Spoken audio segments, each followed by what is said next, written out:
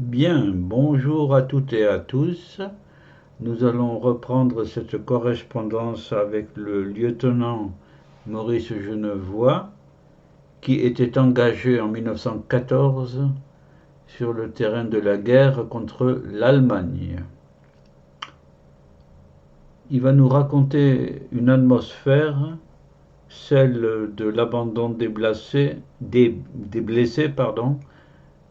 le moment où ils sont blessés. C'est sa propre expérience, car il a été blessé en décembre 1914.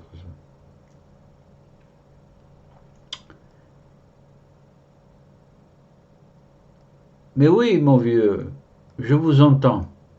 Ne parlez plus, ne parlez plus. Ça, c'est quelqu'un qui est à côté de Maurice Genevoix, blessé. Il faut vous en aller à Rupt. Au revoir, mon vieux. Bonne chance. Ah, c'est un peu court, hein, pour une camaraderie qui durait déjà depuis 4 mois. Lui aussi, ça c'est Genevoix, il me renvoyait. Il ne voulait pas m'écouter. Ah, il ne voulait pas m'écouter. Un ami est blessé, et l'on dit à l'homme qui l'amène: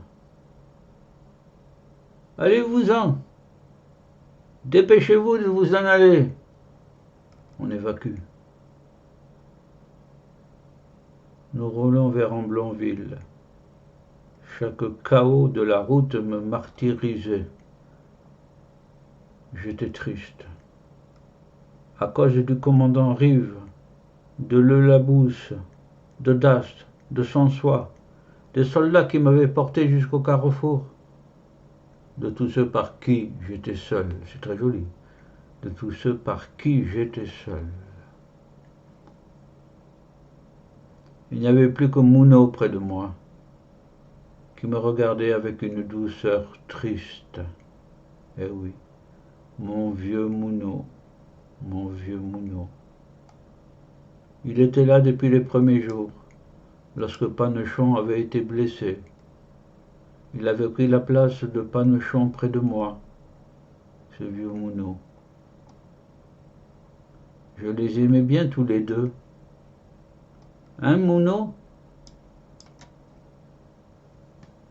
Rien, Mouno, rien, rien. Mon lieutenant?